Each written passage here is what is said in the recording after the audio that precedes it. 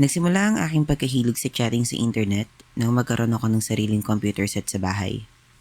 Sa pamamagitan ng chatting ay nagkaroon ako ng mga kaibigan. Isa na dito si Kevin. He is an OFW working in Saudi Arabia. Dahil sa kabaitan niya sa chatting at emails namin ay napagtiwalaan ko siyang bigyan ng landline phone namin sa bahay. Simula noon ay madalas na siyang tumatawag sa telepono o kahit overseas calls pa to. May asawa at isang anak na si Kevin. Halos isang dekada na siyang nagtatrabaho doon dahil na rin sa hirap ng buhay sa Pilipinas. Nagtiwala rin sa akin si Kevin, kaya ang mga nakaraan niya ay nasabi niya din sa akin. Pati nga yung mga lihim na di dapat malaman ng iba ay nalaman ko. Simple lang ang itsura ni Kevin pero matipuno ang kanyang katawan, kaya maraming nagkakagusto sa kanya. Mapapabae man o bading. Isa siyang dating technician sa isang condominium building dito sa Maynila. Maaga siyang nag-asawa kaya di na siya nakapagtapos ng college. Sa halip ay isang vocational course na lang yung tinapos niya upang makapagtrabaho agad. Doon sa condominium building na yon, una siyang nagtrabaho at doon din niya naranasan ang di niya inaasahang mangyayari sa kanya.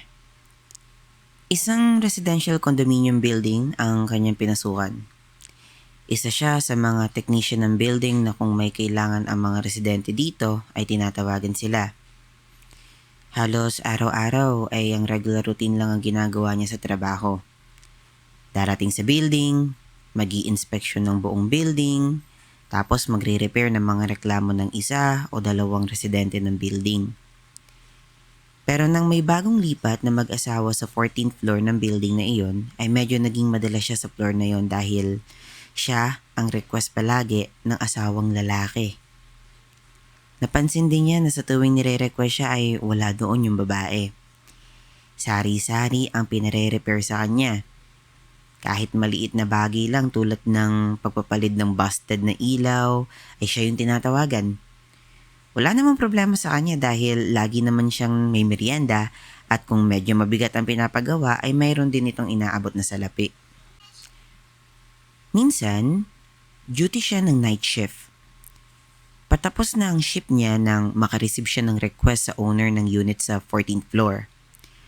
Kahit nakiusap siya sa may-ari na iba na lang yung gagawa ay nagpumilit pa rin ito na siya yung gumawa at siya na lang din daw yung magbabayad ng overtime pay nito.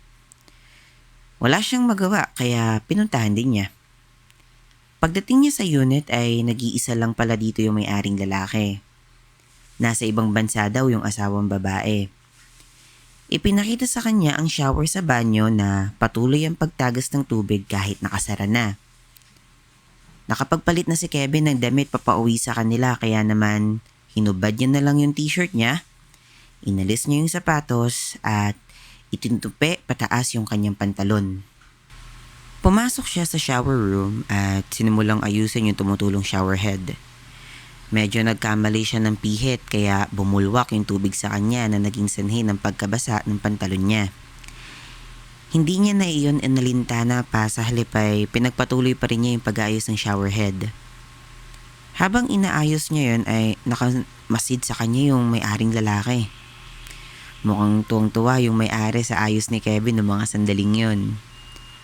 Napansin naman yun agad ni Kevin pero binaliwala niya na lang at tinapos siya na agad yung pag-aayos ng sirang shower head. Nang matapos ang ginagawa ni Kevin ay pinahiram siya ng tuwalya ng may-ari. Nagpunas ng katawan si Kevin at dahil sa nahihiya siyang lumabas ng banyo ng nakahubad ay nagtapis na lang siya ng tuwalya para alisin yung basa niyang pantalon.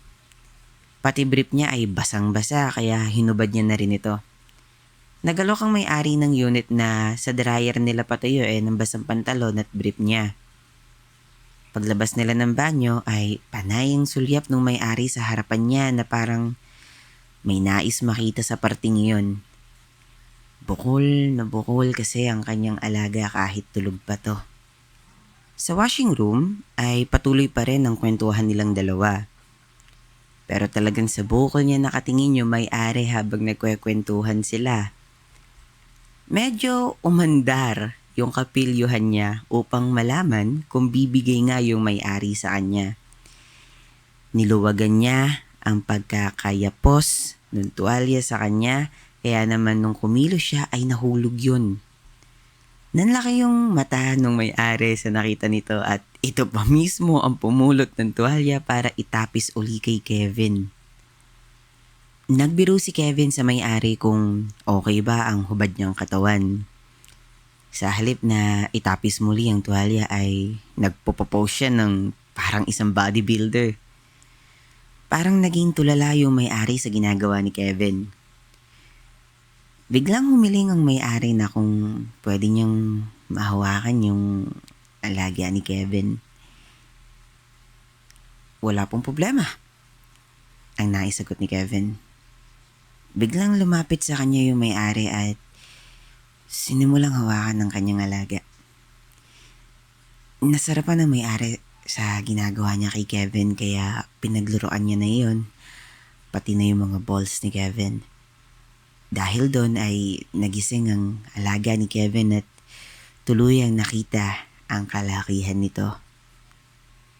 Biglang natauhan si Kevin at pinigilan niya ang may-ari sa ginagawa nito at gusto niya nang magpaalam. Subalit nasabi ng may-ari na hindi pa tuyo yung mga damit niya. Kaya naman kakain na lang daw muna siya. Tigas na tigas pa ang alaga ni Kevin kaya nasabi tuloy niya sa may-ari na magsasariling sikap na lang siya sa banyo para di sumakit yung kanyang puson. Nasabi tuloy ng may-ari na tutulungan na lang niya si Kevin na makaraos kaya naman niyaya niya ito sa kanyang silid. Doon, nagparaya si Kevin at ginawa ngang lollipop ng may-ari ang kanyang alaga. Sarap na sarap si Kevin sa ginagawa sa kanya dahil noon pa lamang niya naranasan yun. Kahit sa isang babae ay wala pang gumawa nun sa kanya.